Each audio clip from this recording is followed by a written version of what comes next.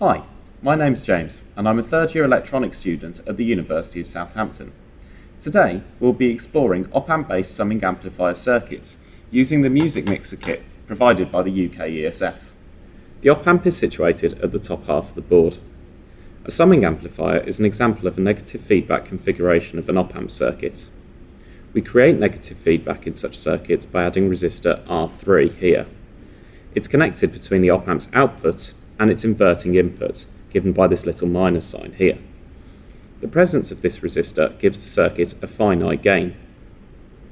What makes the summing amplifier useful is its multiple inputs to the inverting input channel of the op-amp.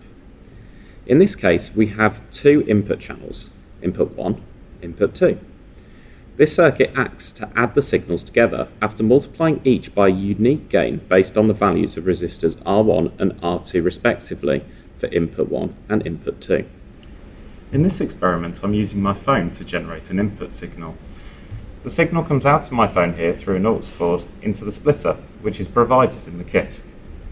You'll see that I've put two resistors here on the inputs. They're both value of 100k.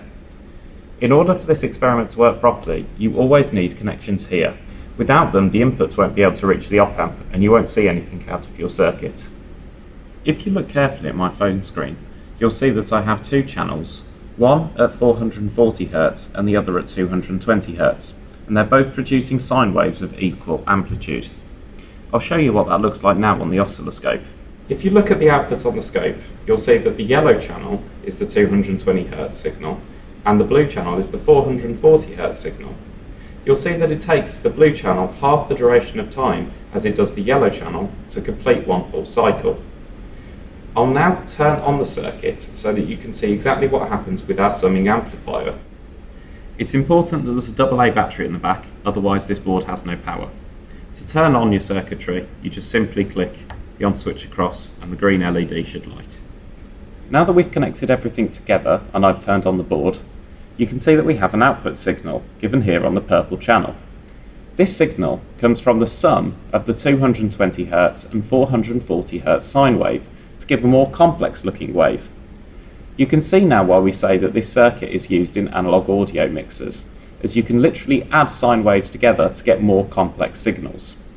If you want to increase your understanding of how this summing circuit works, I recommend changing the value of the resistors here. Because I just used two identical 100k resistors, each channel ended up having the same gain.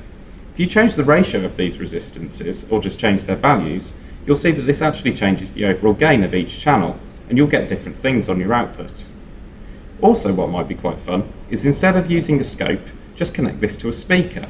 That way you can actually hear what the more complex sum of waves sounds like. See if you notice anything interesting. Maybe even try different inputs. Instead of sine waves, try square waves or sawtooths. Thank you for watching this video on the UK ESF Music Mixer Kit.